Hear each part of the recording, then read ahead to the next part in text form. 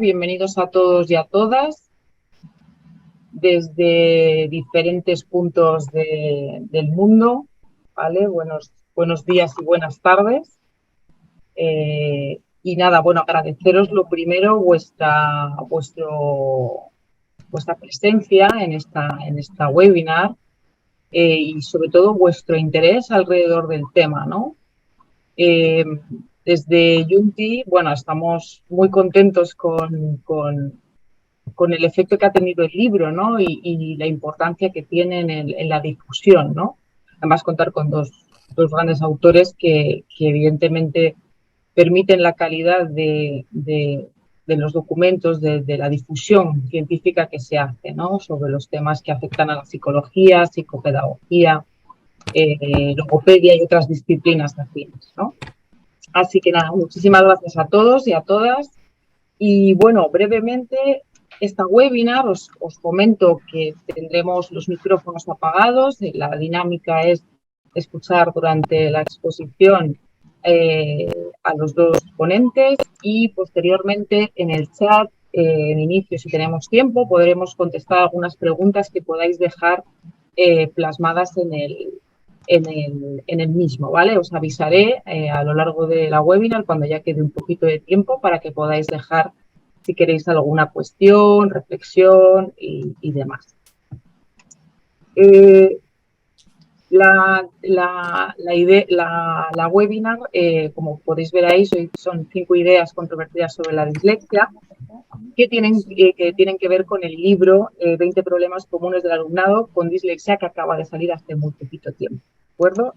Bueno, los temas que se van a tratar: mitos e ideas populares sobre la dislexia, datos empíricos sobre dislexia y con ello la ayuda a tomar buenas decisiones, dificultades del alumnado con dislexia y, bueno, pues ciertas orientaciones sobre estas ideas que tenemos sobre la dislexia. Contamos con los dos autores, a los cuales agradecemos muchísimo su presencia. Milagros Tapia, doctora en educación. Enzo, ¿tú has tenido problemas con el audio esta mañana? A ver, perdonad, eso es. Por favor, mantenemos los micrófonos apagados, por favor. Milagros Tapia, como decía, doctora en educación, psicopedagoga y profesora de psicología en la Universidad de Piura, en Perú. Y también contamos con Juan Ripoll, orientador escolar en el Colegio Santa María Real de Siriguren de Navarra y profesor invitado en la Universidad de Navarra, junto con muchas más, por ser breve, ¿no?, en el currículum.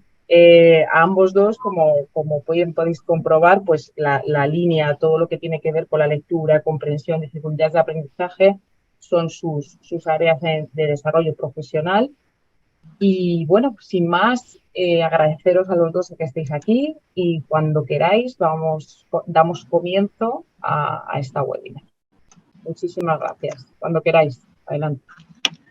Muy bien, muchas gracias, Ana. Pues voy a empezar yo. Nos iremos alternando un poco, Milagros y yo, tratando los distintos temas. Son temas polémicos, pero bueno, son temas muy reales, ¿no? Y como hemos estado varios años pensando sobre ellos y buscando información sobre ellos, pues os contamos un poquito lo que hemos pensado, las conclusiones a las que hemos llegado o lo que hemos visto. Muchas gracias por asistir. No sé si, claro, aquí no se puede decir ni buenas tardes ni buenos días porque estamos de distintos sitios del mundo. Entonces, hola a todo el mundo, especialmente a la gente que ya hemos conocido previamente, ¿no?, porque nos hemos encontrado en otros momentos, porque hemos tenido contactos. Esperamos no repetirnos y no aburrir. Y bueno, y también a la gente, ¿no?, que conocemos ahora por primera vez. Pero tenemos bastante tema y el tiempo es limitado, así que vamos allá con nuestra primera duda, nuestro primer tema controvertido. Si la dislexia no se puede detectar o evaluar antes de los 8 años de edad. Igual hay gente que pensáis, pero ¿y esta pregunta de qué viene? Esto no tiene ningún sentido. Pues suerte que tenéis, porque en muchos lugares, por ejemplo en España, es muy común que el diagnóstico de dislexia se retrase, incluso se nos diga que se haga a partir de los 8 años de edad, ¿eh? No son los únicos sitios. Vamos a ver un poquito de dónde viene esto Y me presentaban antes, ¿no?, como Juan Cruz Ripoll, que trabaja como orientador en el Colegio Santa María la Real. Este es el Colegio Santa María la Real, aquí trabajo yo. Y aquí trabajo, pues parte de mi trabajo, ¿no?, que hago ahí en esa ventanita, es la sala, el sitio donde evalúo, ¿no? Parte de mi trabajo es la detección y la evaluación de posibles dificultades en el aprendizaje, de posibles necesidades especiales o específicas de apoyo educativa. Y bueno, en mi trabajo pues yo me tengo que ajustar, ¿no?, a unas normas, a unos reglamentos, a unas directrices.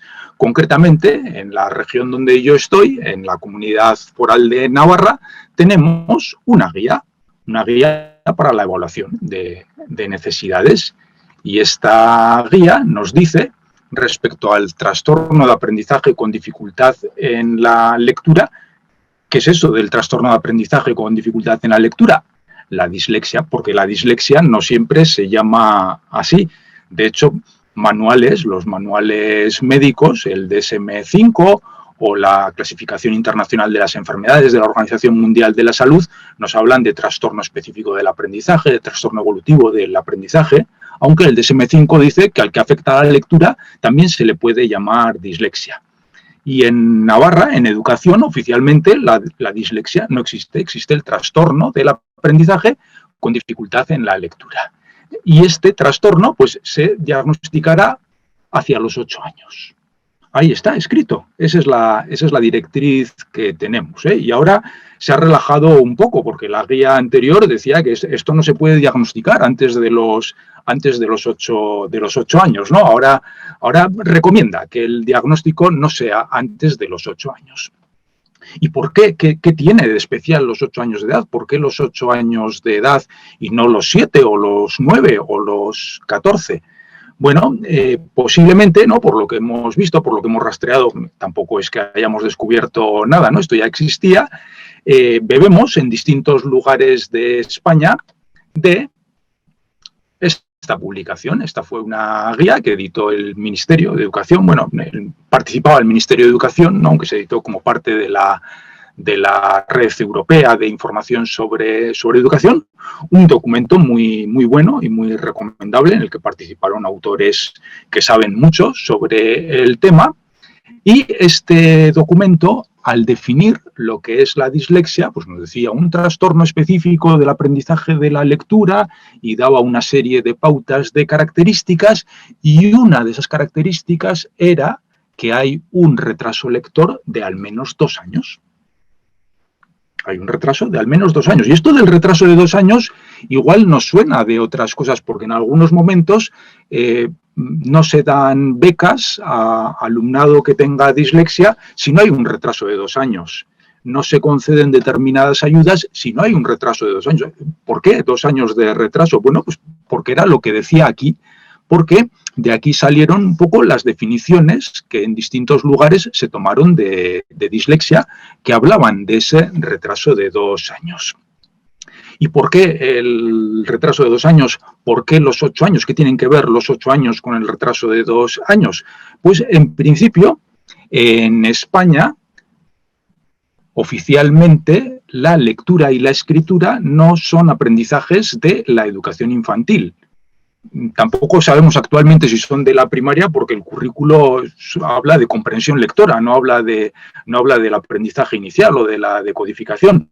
Pero bueno, vamos a suponer, ¿no?, que seamos sensatos y que, aunque se puede hacer un acercamiento a la lectoescritura en educación infantil, no es exigible, pues vamos a suponer que es un aprendizaje del inicio de la primaria. Si esto es un aprendizaje del inicio de la primaria, claro, si tenemos un alumno o una alumna que esté en primero de primaria y tiene 6 años, si hubiera 2 años de retraso, leería como alguien de 4, pero la lectura no es propia de los 4 años, no es objetivo de la educación infantil. En segundo de primaria, 7 años, si hay 2 años de retraso, el nivel sería el de alguien de 5 años, pero la lectura no es objetivo de la educación infantil, es precisamente en tercero de primaria, cuando, si tienes un retraso de 2 años, vale, el nivel de lectura es como el de primero de primaria, que ahí sí que se lee. Por eso, se toman los 8 años como referencia, como medida. Y esto es una cosa novedosa, esto es una cosa que tiene un fundamento, que tiene, bueno, pues esto, aquí tenemos a este señor, Cecil Reynolds, que escribió en 1981. En 1981 publica un artículo que se titula La falacia de los 2 años por debajo del nivel como criterio diagnóstico de los trastornos de la lectura, de las dificultades de la lectura. Cecil Reynolds, que igual no sabemos quién es, no le conocemos, pero igual algunas personas que nos dedicamos a la orientación, a la evaluación, conocemos las escalas RIAS o las escalas Reynolds. Él es el autor, es decir, él es un gran especialista en psicometría, en evaluación psicológica y psicopedagógica. No es un señor que se ha puesto una corbata para decir lo que se le ocurre, ¿no? Es una persona muy reconocida en el campo y nos está hablando, años 80, ya está diciendo, esto es una falacia, esto es una tontería. ¿Por qué? La razón principal es porque el aprendizaje de la lectura no es lineal. 2 años de retraso. Hemos estado hablando, claro, 2 años de retraso cuando tienes 7 años, ¿no? Estás leyendo como alguien de 5. Eso es una catástrofe. Pero imaginémonos que tienes 20 años. 2 años de retraso. Estás leyendo como uno de 18. ¿Y cuál es la diferencia? Hay mucha diferencia entre uno, o tienes 40 años y lees como alguien de 38. ¿Y cuál es el problema, no? Si no hay... el aprendizaje de la lectura no es lineal. 2 años de retraso no son lo mismo a una edad que a otra. Esa es una de las razones que da otras razones, pero esa sería la principal. Tendríamos aquí, he hablado antes del manual de DSM-5, ¿no? El manual de DSM-5 o la CIE 11, la clasificación de la OMS, no dicen nada de años de retraso, ¿no? La referencia temporal que da este manual es que los síntomas hayan persistido al menos durante 6 meses, tengas la edad que tengas. Bien. Ante esto, que a veces es la norma, es lo que tengo, ¿no? Es lo que me dice mi administración, pues bueno, podemos dar información válida, dar información fidedigna, ¿no? Reflexionar sobre lo que hacemos y pensar que en detección y evaluación inicial de la dislexia tenemos herramientas, podemos hacer, sí que es cierto, es decir, una parte de razón puede haber en esto, si el diagnóstico es más tardío, es más fiable. Cuanto más nos adelantamos en la edad, pues más riesgo hay de equivocación. Pero ¿de qué nos sirve un diagnóstico? Si hiciéramos el diagnóstico cuando la gente tiene 50 años, sería muy fiable, pero ¿de qué nos serviría eso?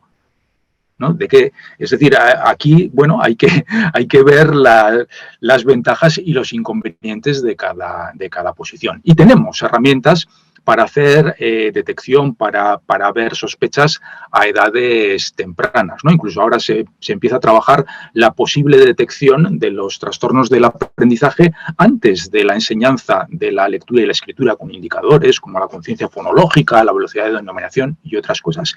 Y, sobre todo, que independientemente de si se hace un diagnóstico o no se hace un diagnóstico, si alguien tiene un problema con el aprendizaje de la lectura, llamémosle retraso, llamémosle bajo nivel, llamémosle como lo queramos, ¿no? Si es que no podemos decir que es dislexia, aunque en muchos casos posteriormente será dislexia, démosle la ayuda que necesite, porque no hay problema. Uy, que me salto. Vale, ahora le toca a Milagros.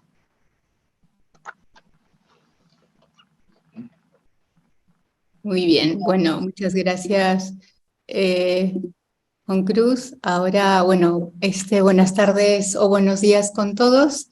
Bueno, voy a continuar entonces con la presentación. Y yo el punto que voy a tocar aquí es, bueno, si la dislexia es un problema perceptivo motriz o es un problema también de lateralización, ¿no? A ver, seguramente que es muy probable que en más de una ocasión hemos escuchado, los que estamos aquí, o incluso hemos como atribuido como una causa de una dificultad de aprendizaje en la lectura a problemas de lateralidad o a que la lateralidad no está bien definida, ¿no? Incluso se ha llegado pues a considerar como una causa esta dificultad que la dificultad de repente la causa era la discriminación visual o de repente era pues una falta de orientación espacial o habilidades quizás relacionadas con el desarrollo motor. Y de alguna manera, pues esta como creencia también ha dado lugar a que el tratamiento, a que la intervención, pues se enfoque en mejorar estos aspectos de lateralidad o perceptivo motrices, ¿no? Y esta es pues la segunda, digamos, creencia que queríamos tratar aquí, ¿no? Y yo creo que también es como frecuente observar en el alumnado que se está iniciando, por ejemplo, en la lectura, alguna confusión de letras, ¿no? Como la B con la D, la P con la Q, especialmente en aquellas letras que se presentan en imprenta, ¿no? También vemos errores, por ejemplo, que suelen cometer en niños que están iniciándose en la lectura, que son, por ejemplo, los cambios en el orden de las letras, ¿no? Por ejemplo, pues confundir el por le o al por la o sol por los, ¿no? O cambiar también incluso pues las letras en las sílabas que tienen varias consonantes, como por ejemplo pardo por prado, ¿no? Entonces, claro, esto, digamos, vemos esto y por eso es que no es extraño que se piense que esto puede estar relacionado con una dificultad para percibir visualmente pues el orden o la dirección en que se encuentran las letras, ¿no? Claro, pero digamos, ¿cómo surge esta creencia? Yo creo que pues sabemos muy bien quién es Samuel Orton, ¿no? Que sabemos que es uno de los pioneros de la dislexia, digamos, en estudiar la dislexia infantil, y precisamente fue él hace pues muchísimos años donde observó este tipo de errores, ¿no? Y quizás fue él también quien enfatizó esta idea de que la dislexia era un problema perceptivo visual.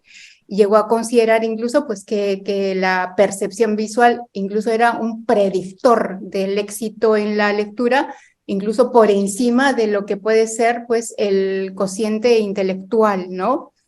Claro, entonces para Orton esta tendencia de invertir las letras pues siempre fue como el factor eje de las dificultades lectoras, ¿no? Y que pues él planteaba que existía como una correlación entre este retraso en la lectura y incluso con la preferencia del uso de la mano izquierda o incluso el ojo izquierdo, ¿no? Ahora, hay que destacar que es verdad que Orton pues ha sido un personaje, una persona pues muy relevante en el estudio de la dislexia y en su tratamiento, pero también sabemos que muchas de las ideas que planteó, como mucho de los que sucede pues con estos grandes investigadores, pues también no han sido posteriormente respaldados por la investigación. Y aquí, pues brevemente, ¿no? Ya, por ejemplo, uno de los primeros estudios fue hecho por Bellutino, donde descartó de algún modo esta creencia, ¿no? ¿Qué hizo Bellutino? Pues encontró que estas rotaciones, por ejemplo, la B con la D o inversiones, no eran como consecuencia de un problema de percepción visual, sino que se debían pues a una dificultad que tenía el niño para recuperar como las etiquetas verbales de esos sonidos, ¿no? Por ejemplo, un primer estudio que hizo, pues que mostró durante segundos a niños con dificultades y sin dificultades, de segundo a sexto de primaria, diversos estímulos, ¿no? Y lo que tenían que hacer es que tras ese tiempo los niños tenían que como que reproducir luego de memoria lo que habían visto. Entonces, lo que se encontró fue que, digamos que los buenos y los malos lectores, ¿no? Los lectores que tenían dificultades, realizaban digamos, con el mismo nivel de éxito esta tarea de reproducir estos estímulos, ¿no? No había diferencias, pero sí es verdad que en otro momento, cuando tenían que nombrar los estímulos que se les había presentado, pues en esta tarea sí que los malos lectores consiguieron pues puntajes más bajos, ¿no? Luego, claro, posteriormente, por ejemplo, aquí tenemos también otro pequeño estudio que es interesante comentarlo, donde nos aportan datos sobre la precisión lectora en alumnos con dislexia entre cuarto a sexto de primaria. Entonces se encontraron que precisamente los errores, digamos, de rotación, ¿no? Confusión entre la B, la D, P o Q, o sea, solamente era como el 5% de los errores en la lectura, y los errores de inversión era, pues, no llegaba ni al 4%, ¿no? Y bueno, y así como que va transcurriendo los años y ya tenemos como datos también más actuales. Y aquí encontramos pues que efectivamente Stanislas Dehaene lo que propone, lo que él ¿no? encuentra en sus estudios es que de alguna manera la explicación es que reciclamos una zona cerebral que estaba inicialmente destinada a reconocer objetos, así como pues reconocemos, ¿no? Pues no sé, una zapatilla, ¿no? Entonces reconocemos objetos, esta zona destinada a reconocer objetos, a reconocer rostros, ¿no? Y sin importar su orientación espacial, ¿no? Y por lo tanto, de algún modo, lo que hacemos es como generalizar nuestras imágenes, ¿no? que las vemos, las imágenes que vemos, sin importar si está pues mirando a la derecha o a la izquierda. Y esto pasa cuando el niño empieza a aprender a leer, ¿no? Entonces, y se ha visto pues que todos los niños, no solamente los niños con dislexia, confunden transitoriamente las letras, ¿no? Entonces lo que pues se propone es que esta caja de las letras del cerebro, según Dehaene, debe como desaprender esta semejanza, o sea, debe como digamos, atribuir a que este estímulo, la B, la D, pues no es una imagen cualquiera, sino que al momento de girarla, pues la etiqueta verbal que le asignemos será diferente, ¿no? Y bueno, y para terminar, pues esta revisión sistemática que hizo Marta Ferrero, donde efectivamente se encontraron, ¿no? 23 investigaciones y que se valoró esta relación entre lateralidad cruzada y problemas de la lectura, y solo en 4 estudios se encontraron resultados positivos, y además el tamaño del efecto pues fue pues casi prácticamente cero, o sea, fue nulo. Entonces, digamos, estadísticamente vemos también que no hay una relación, ¿no? entre esta capacidad para la lectura con la lateralidad cruzada, ¿no? Entonces, en principio, pues, vamos, que tendríamos, o sea, que aquí, pues, de algún modo, lo que encontramos es que hay personas con dislexia que no tienen dificultades perceptivo-motrices, y hay personas, en cambio, que tienen dificultades de este tipo y, en cambio, no muestran dificultades de la lectura, ¿no? Y pues otra sugerencia es, obviamente, evitar estas intervenciones para la dislexia que estén como enfocadas a reeducar la lateralidad o las habilidades perceptivo-motrices. Muy bien, entonces, Juan Cruz, te doy el pase. Muy bien.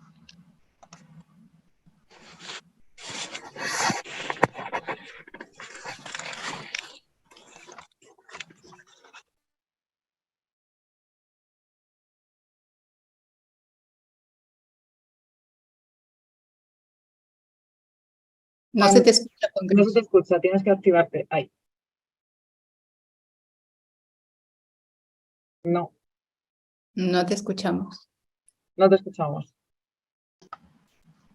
Es que no me deja activar el micrófono, voy a compartir de otra manera, a ver si es por eso.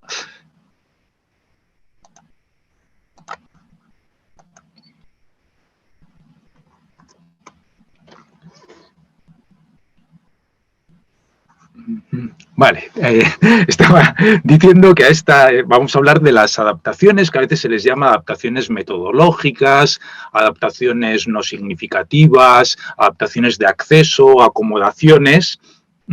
esas medidas que hacen que, bueno, que las personas, que el alumnado con dislexia pueda acceder al currículo, ¿no? A unos materiales de aprendizaje y de evaluación que muchas veces están basados en el texto, en leer y en escribir, que es precisamente lo que les cuesta.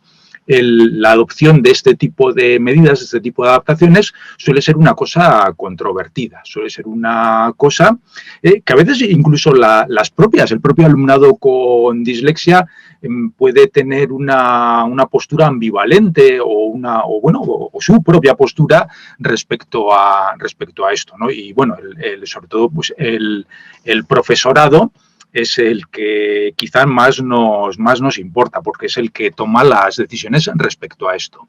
Entonces, estas adaptaciones a veces son percibidas como una facilitación, ¿no? Como que es un ponerle a la gente las cosas más fáciles. Entonces, claro, normal que aprueben, normal que tenga buenas notas si se lo ponemos más fácil, a todo el mundo le pasaría. Y pueden ser vistas como un privilegio, incluso como un peligro, ¿no? Como algo, una de las razones, porque este es un tema candente, ¿no? En mi colegio tenemos discusiones, tenemos debates respecto a esto, ¿no? Y una de las cosas pues, que a veces me llegan es, sí, ahora hacemos adaptaciones, pero luego en la vida no tendrá adaptaciones, ¿no? Pero luego cuando vaya a trabajar nadie le va a hacer esto. Si no se acostumbra ahora, bueno, pero ¿y por qué se tiene que acostumbrar ahora, no? Igual cuando vaya a trabajar se tiene que levantar a las 6 de la mañana y se tendría que acostumbrar ahora, mientras está en el colegio, a levantarse a las 6 de la mañana. Son temas sobre los que se podría hablar y debatir mucho. Bien, introducimos aquí un concepto que me parece que es importante, ¿no? Para dejar claro lo que hacemos y las repercusiones que tiene. Y es el concepto de refuerzo diferencial. El refuerzo diferencial, igual en vez de intentar definirlo, lo explico con un ejemplo o con un par de ejemplos, uno que se entiende muy bien y otro que es el que tengo aquí en la pantalla. El que se entiende muy bien es, imaginemos que vamos a hacer una prueba de evaluación o que vamos a estudiar algo, eso. Y hay una persona en el grupo que tiene una discapacidad visual. Entonces, como tiene una discapacidad visual, ese material de estudio o esa prueba de evaluación se le facilita en código braille, porque sabe utilizarlo, entonces lo utiliza. Esa es su adaptación. ¿Significa eso que le hemos puesto más fáciles las cosas? Hombre, desde luego le va a resultar más accesible, pero es más fácil, bueno, si fuera más fácil, si hacer el examen o estudiar eso en código braille fuera más fácil, si a mí me dan ese examen en braille, si a mí me dan ese texto en braille, yo lo aprendería mejor, yo haría mejor la prueba. Pero lo que sucede no es eso. Si a mí me ponen el examen en braille, saco un 0, porque no sé ni lo que me preguntan. Entonces, no es una facilitación, es una medida de acceso. Entonces, el refuerzo diferencial se refiere a eso, a un tipo de medidas que producen un mejor rendimiento en la persona que tiene el problema, en este caso en la persona que tiene una discapacidad visual, pero para el resto de la gente son inocuas, no producen mejora o en este caso incluso les estorban, les dificultan. Aquí te traigo este ejemplo, vamos a igual más cotidiano, más de lo que puede haber en clase. Tenemos que estudiar este tema de lengua, sobre la lírica y la métrica. Entonces tenemos dos alternativas. Aquí está el tema, aquí está la información, nos la estudiamos, o aquí tenemos una adaptación, un mapa conceptual con lo más importante, con las ideas principales de todo esto que le podemos dar al alumnado que tiene, ¿no? En lugar de leerte todo este texto, lo importante está aquí, estúdiate este mapa conceptual. Vale, esto es una adaptación, esto es una facilitación, es hacer que sea accesible, es ponérselo más fácil. Pues se hizo el experimento, ¿no? En 2006 hubo gente que con un material parecido, que era en inglés, entregaban el mapa conceptual para estudiar. Alumnado que tenía, en este caso no era alumnado con dislexia, era alumnado con bajo rendimiento por dificultades de tipo verbal, entre ellos seguramente habría gente con dislexia. ¿Qué pasó? Cuando estudiaron con el mapa conceptual, sus resultados mejoraron, fueron significativamente mejores.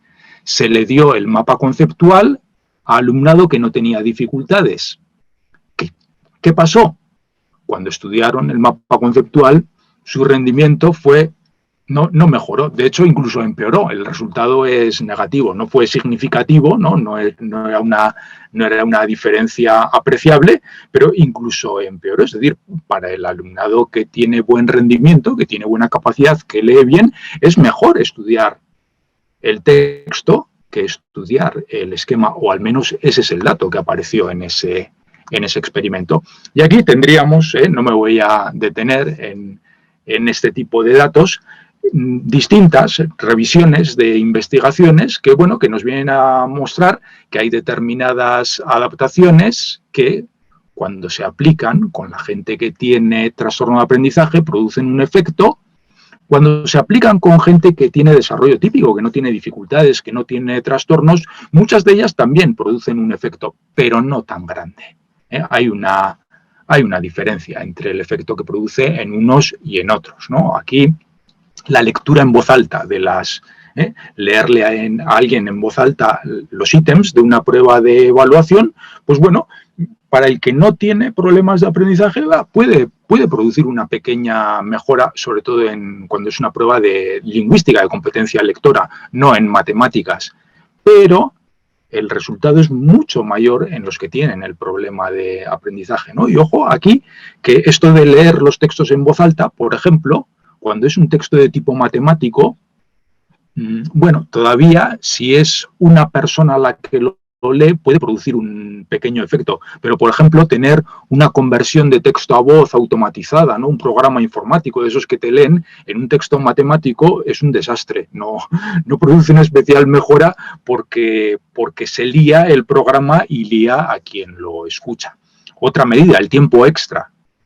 Cuando nadie tiene tiempo extra, los que tienen un trastorno de aprendizaje rinden bastante peor. Cuando, aquí, cuando todos tienen tiempo extra, los que tienen trastorno de aprendizaje rinden todavía significativamente peor que los que no tienen trastorno de aprendizaje, pero la diferencia se ha reducido un poquito. Es decir, esto no hace que rindan igual el tiempo extra, pero iguala un poco. Si todos tienen tiempo extra, si los que tienen trastorno de aprendizaje tienen tiempo extra y los que no tienen trastorno de aprendizaje todavía no se igualan, pero están un poquito más cerca. Es decir, el tiempo extra tampoco es una gran facilitación, es simplemente tener el tiempo necesario para hacer la prueba, y el tiempo extra puede ser bueno para todo el mundo. Hay gente que no tiene trastornos de aprendizaje, que sabe muy bien los temas y que en las pruebas de evaluación rinde mal porque no les da tiempo, porque son muy perfeccionistas o porque son más lentos trabajando, porque se quieren asegurar de todo y no les da tiempo a acabar y se saben muy bien las cosas. Ya por ir concluyendo esta parte, sobre todo que al menos en España la normativa oficial está a favor de los... al final es un derecho del alumnado con trastorno de aprendizaje el poder recibir medidas de acceso, medidas de adaptación, y además estas medidas de adaptación en ningún caso deberían afectar a la calificación, porque hay sitios donde a veces vale, aceptamos que pueda tener tiempo extra, aceptamos que pueda tener una versión más breve del examen, o aceptamos pero la calificación se limita, no podrá tener más de tal nota. Dice, no, aquí dice el Real Decreto, este Real Decreto creo que es el que regula las pruebas finales de secundaria y bachillerato. Por ejemplo, afecta a las pruebas de acceso a la universidad, ¿no? Dice, estas adaptaciones no menoscabarán la calificación en las pruebas. Y eso es lo que al menos en España contamos, ¿no? Cuando en Europa tenemos que decir qué es lo que hacemos, pues contamos ese tipo de cosas y contamos además, ¿no? En la red Eurídice, que estas medidas de adaptación no significativa, no requieren que haya un diagnóstico. Se pueden aplicar a cualquier alumno o alumna que las necesite. Eso está escrito en algún sitio. Cuesta un poco encontrarlo, pero está escrito, no es legislativo, pero tiene un origen oficial. Vale, y cambiamos a otro tema.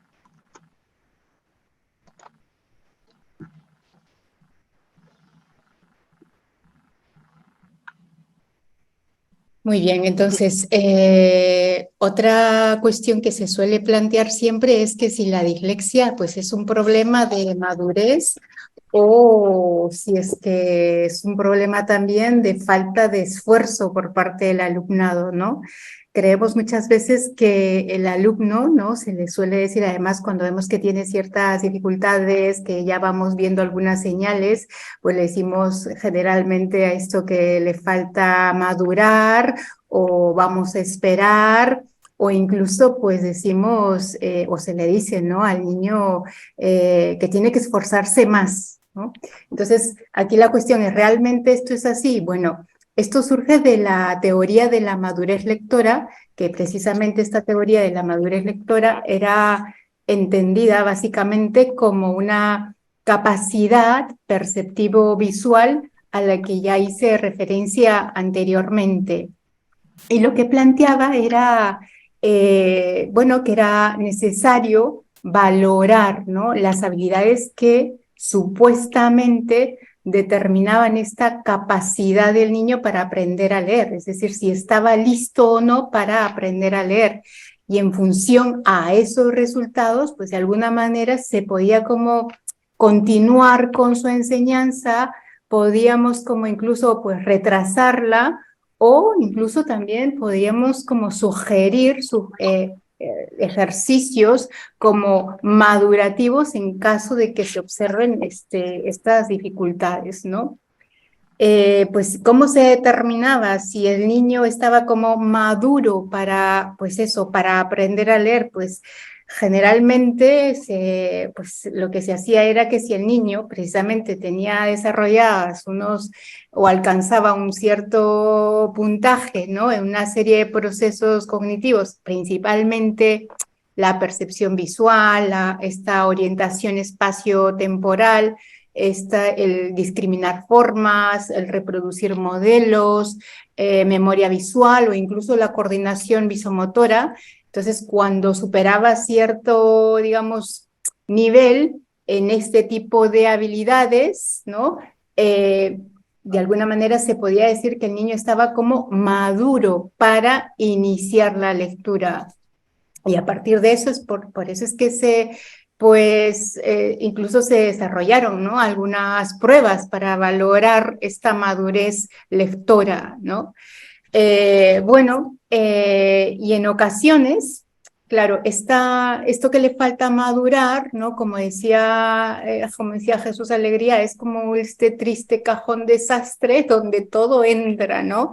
Y en ocasiones, claro, se hace como referencia a una maduración del sistema nervioso, ¿no? En lugar de hacer referencia a una maduración psicológica, ¿no? Ahora, esto puede ser como más, que tiene como una explicación como más peso, pero en realidad son cuestiones muy, muy parecidas, ¿no? De hecho, que aprender a leer, pues, vamos, que no se va a realizar de una forma eficiente hasta que obviamente el sistema nervioso pues no haya llegado a cierto nivel de desarrollo, ¿no? Y si nos empeñamos como enseñarle a leer al niño antes de eso, pues probablemente va a ser poco útil, ¿no? Y también sabemos que, claro, el sistema nervioso pues experimenta una serie de cambios durante toda la infancia, incluso más adelante, ¿no? Y claro, cuanto más pequeñitos son los niños, pues es poco probable que esta enseñanza de la lectura o el esfuerzo que uno haga sea bien aprovechada, ¿no? Se pueden hacer cosas mucho más efectivas, como por ejemplo la estimulación toda de la parte del lenguaje oral en esos periodos, ¿no? Y además, sí que ha aportado mucho, por ejemplo, el estudio neuropsicológico de la dislexia ha hecho cosas interesantes y ha aportado a este punto, ¿no? ¿Por qué? Porque, a ver, si ha visto que estos test de madurez para la lectura o estos test de, ¿no? de madurez lectora, tenían como poco, digamos, poder predictivo. O sea, su poder predictivo era como muy limitado, ¿no? Eso por un lado, y claro, y si hablamos de la madurez de este sistema nervioso, pues de hecho que es, o sea, no nos vamos a encontrar con o sea, con propuestas predictivas en ese sentido, ¿no? En la que yo pueda como examinar o explorar cómo está la maduración de ciertas estructuras que son responsables de la lectura y en base a eso poder como anticiparme quiénes ¿no? van a poder aprender a leer con, digamos, con cierto esfuerzo, a quienes no les va a costar, a quienes sí. Entonces, eso, pues, eso es poco probable, ¿no? Entonces, más bien lo que se suele encontrar es que a quienes no aprenden a leer, más bien a ellos, como se les atribuye o que tienen dificultades para aprender a leer, se les atribuye como esta inmadurez neurológica que claro, que no se puede como comprobar de algún modo, ¿no? Una persona como que también contribuyó mucho a digamos, a este punto es Dolores Durkin, ¿no? Donde ella introduce esta expresión de readiness, que se lo puedo traducir quizás como preparación para la lectura o como aprestamiento, y que se empezó a utilizar mucho este término pues pues en los años 20 del siglo pasado, ¿no? Pero ¿cómo es que se logró captar la atención? Porque esta teoría de la madurez lectora consigue mucho interés, consigue como mucha atención, porque en esos momentos claro, en Estados Unidos existía una tendencia hacia las teorías del desarrollo infantil, ¿no? Pero también había un interés en estudiar los test psicométricos, ¿no? Por las distintas evaluaciones que se hacían en Estados Unidos. Entonces, en esos momentos lo que se encontró es que digamos, la tasa de repeticiones en primero de primaria era muy alta en comparación a los otros cursos, ¿no? Y pues parece, pues, ¿no? Se concluía que era como producido como por un nivel inadecuado de lectura, ¿no? Y por eso es como que se sugirió surgió, ¿no? Esta inquietud de que estos problemas de la lectura precisamente en primero de primaria, ¿no? Entonces, a partir de eso, pues surge esta idea de que primero de primaria quizás no era como el momento más idóneo para enseñarle a leer, que quizás los alumnos como que no estaban como muy preparados y que teníamos que esperar a que madure, ¿no? Y luego, claro, un dato interesante, por ejemplo, de estos dos autores era que precisamente evaluaron, ¿no? Estos niños de primero de primaria en dos momentos del año, pues de septiembre, que debe ser para ellos pues el inicio del curso escolar, y luego en febrero, ¿no? Y para ello aplicaron distintas pruebas de inteligencia, de palabras, de textos, y lo que encontraron es, ¿no? Que el 47% de quienes obtuvieron una edad mental entre 6 años y 6 años y medio y 5 meses, pues tuvo un progreso satisfactorio. Es decir, que la mayoría de los niños que tenían puntajes como aceptables en lectura tenían una edad como mental de al menos 6 años, 6 meses, ¿no? Entonces, sí es verdad que, claro, aunque no tenemos, digamos, ningún dato, pues, como, ¿no? Sólido que lo respalde, pues sí resulta curioso que algunas propuestas actuales, como que propuestas que vinculan, ¿no? La edad óptima para la enseñanza de la lectura, lo vinculen con esta maduración como cerebral sin especificar exactamente pues qué estructuras serían las que como madurarían o que las que faltarían madurar, ¿no? Y entonces en ese sentido se propone como una edad adecuada entre 6 años y medio, 6 años, 7 años, ¿no? Bueno, entonces, digamos que en todo caso, pues aquí lo que se propone es plantearnos, ¿no? Si existe, cuando tenemos pues este tipo de casos de niños, si existe un bajo rendimiento en lectura, en escritura, si existe quizás otros indicadores de dificultades de aprendizaje, la lectura, y si tenemos datos convincentes. Y aquí, pues, aquí esto de esperar, ¿no? O esperar a que madure, que vamos a esperar, o que le falta como esforzarse más, que son quizás mensajes que continuamente les estamos dando a las familias que tienen hijos con estas dificultades, pues lo que más bien se propone, pues hoy en día, como sabemos, es que en educación infantil se tiene que atender la detección, ¿no? La detección temprana, atender tempranamente, porque ahora pues el enfoque es más bien preventivo, ¿no? Para prevenir todas estas dificultades y no esperar este enfoque de esperar al fracaso, sino más bien voy a intervenir tempranamente ante cualquier signo de una dificultad de aprendizaje. Muy bien, y ahora pasamos con Juan Cruz. De acuerdo.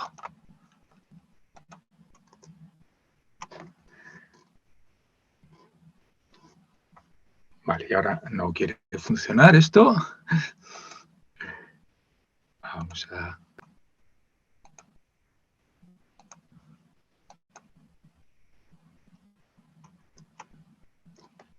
Así sí, y vale, creo que hasta se me oye. Bien, nada, el último tema, un poquito más breve y muy interesante, ¿no? Sí, la persona que tiene dislexia, muchas veces una persona menor de edad, ¿no? Que ojalá hayamos detectado y evaluado tempranamente y sea de una corta edad, para poder recibir las intervenciones que necesite, para poder tener las medidas que ayuden a su progreso académico y a su bienestar. Claro, a esta persona le decimos que tiene dislexia o no le decimos que tiene dislexia. ¿Tendría que saberlo? ¿No tendría que saberlo? Existe, ¿no?, una postura que a veces habla más que de diagnóstico, de etiquetar, ¿no?, de etiquetar a la gente, ¿no?, meterlos en el cajón, en lugar de considerar al individuo, a la persona, con sus puntos fuertes, sus puntos débiles, ¿no? Se le asigna una categoría y lo entendemos desde esa categoría con sus problemas. Existe otra postura, ¿no?, otra tendencia que sería la de sí, pues la de que esto se puede conocer, ¿no? Igual podemos decir de qué manera, quién tendría que decirlo, si es antes o después, pero bueno, que sería, ¿no?, conócete a ti mismo, si tienes este problema, ¿por qué no lo vas a saber? La verdad es que ambas posturas son muy razonables, ¿no? Cuando vemos lo que proponen, yo a veces lo que me sucede es que no miro las razones por las que no habría que etiquetar y dice, me ha convencido, ¿no? Miro las razones por las que sí y dice, me ha convencido, ¿vale? Tanto la una como la otra me convencen. De cualquier manera, una cuestión muy importante, es decir, al final estamos hablando de una persona menor de edad, por lo tanto, la decisión va a corresponder a la familia. La familia tendrá que tomar la decisión que considere que sea mejor para el desarrollo de su hijo o de su hija. Y bueno, pues si podemos asesorarles o si podemos resolver sus dudas, pues hagámoslo lo mejor que podamos. Dentro, ¿no?, de ese asesoramiento, de esas dudas, de esa información, creo que es interesante, ¿no?, el saber que ante el conocimiento de tener dislexia, esto está basado sobre todo en entrevistas, ¿no?, a personas, a adolescentes, a jóvenes, a adultos con dislexia, en las que se les pregunta o se habla, ¿no?, de cómo vivieron el conocimiento de que tenían dislexia, ¿no?, cómo lo afrontaron, qué sintieron, qué les pasó. Parece que 4 grandes reacciones pueden ser estas. Y es muy interesante el que esta reacción de alivio, sin ser universal, es bastante común. Mucha gente que tiene dislexia, cuando sabe que tiene dislexia, lo que siente es alivio. En cierta manera es el decir, vale, entonces no soy tonto. Perdón por la palabra, pero es la que dicen en muchas entrevistas. Yo siempre había pensado que era tonto, siempre había pensado que era incapaz, siempre había pensado que valía menos que el resto de la gente porque soy incapaz de hacer bien algo que hacen niños muy pequeños, algo que se aprende a una edad temprana, y ahora me doy cuenta de que eso tenía una explicación. Lo que siento es alivio. También hay otros, hay gente que no entiende lo que le dicen, ¿no? Que no sé, perdón, estos sean aquí los de la incomprensión, confusión, ¿no? Sí, me dijeron algo, pero no lo entendí, ¿no? Igual no acertamos en el momento o en la manera de comunicarlo. Hay gente que se revela, ¿no? Que se siente mal, que le hace, pero recordemos, una reacción muy común es la de alivio. Este es, bueno, un cuadro de cierta complejidad, pero es muy interesante, ¿no? Porque es como un modelo que nos lleva, ¿no? Que viene a decir que la persona que tiene dislexia, cuando sabe que tiene dislexia, lo va a aceptar o se va a resistir a ello por una serie de circunstancias. Algunas de esas circunstancias pues, son de carácter o son de personalidad, pero otras circunstancias, bueno, podemos influir en ellas. Podemos, es decir, si en el entorno hay una imagen positiva y una aceptación de la diversidad, es más fácil que se produzca la aceptación. Si la diversidad está mal vista, si la comunicación que hacemos es técnica, está centrada en los problemas, en las dificultades, en las limitaciones, es más fácil que se dé una resistencia. Si está centrada, si es clara, es realista, pero está centrada en las posibilidades, en lo que se puede conseguir, en cómo superar las dificultades, pues bueno, es más fácil la aceptación. Las personas que se enteran de más adultos suelen tender más a la resistencia, quienes se enteran a edades más tempranas suelen integrar más fácilmente, ¿no? Ese conocimiento de tengo dislexia. Entonces, ¿qué sería razonable hacer en esto, en el que, ¿no? De la misma manera que en otros temas podríamos decir, ¿no? Esto sería la manera en la que habría que actuar. Aquí se puede actuar de distintas maneras, pero bueno, tendríamos que tomar una decisión. Es decir, comuniquemos o no comuniquemos, por lo menos pensemos, ¿no? Dediquemos un momento a pensar si se va a hacer o no se va a hacer, porque igual no suele pasar cuando se hace, ¿no? Pero cuando no se hace, esa pregunta de ¿y por qué no me lo dijisteis? Pues tendrá que haber una respuesta. La razón fue, ¿no? Porque pensamos en aquel momento y tomamos esta decisión por estos motivos. Ya está, tiene que haber o sería conveniente que hubiera una respuesta. Si se va a hacer una comunicación, ¿cómo se va a hacer? ¿De qué manera? ¿No? ¿Quién lo va a hacer? A ver, lo va a hacer la familia, pero lo va a hacer en compañía del especialista que ha hecho el diagnóstico, lo van a hacer por su cuenta. Tener en cuenta que la comunicación no es un acto, no es una cosa de mira, lo que te pasa es que tienes dislexia. Fin, no, es un proceso, es una cosa que hay que acompañar, que hay que recordemos que mucha gente cuando le dicen eso no entiende lo que, dice, vale, no sabe lo que le has dicho.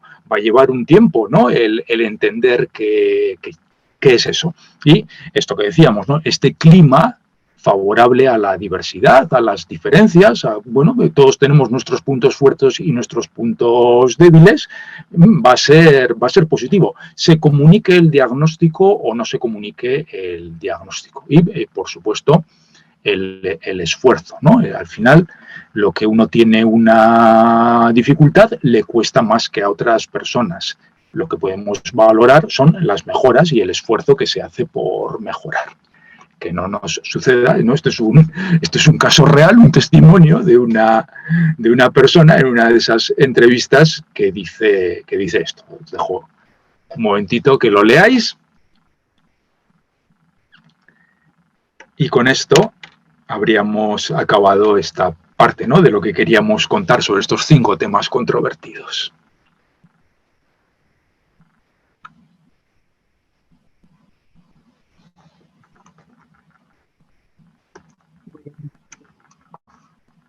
Entonces, bueno, daros las gracias. Vamos a tener que cerrar. Siento si habéis hecho alguna pregunta más, pero no nos da tiempo a todo.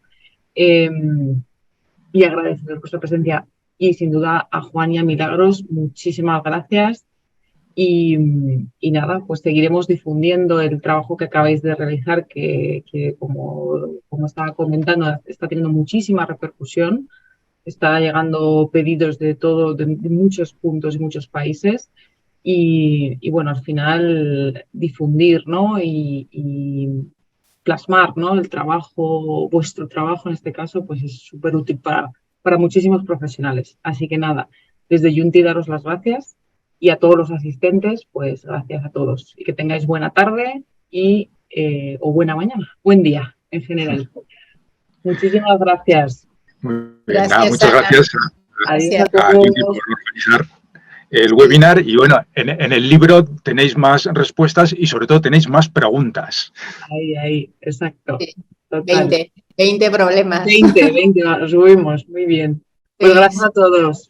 Gracias. Adiós. Adiós. Chao. Hasta luego.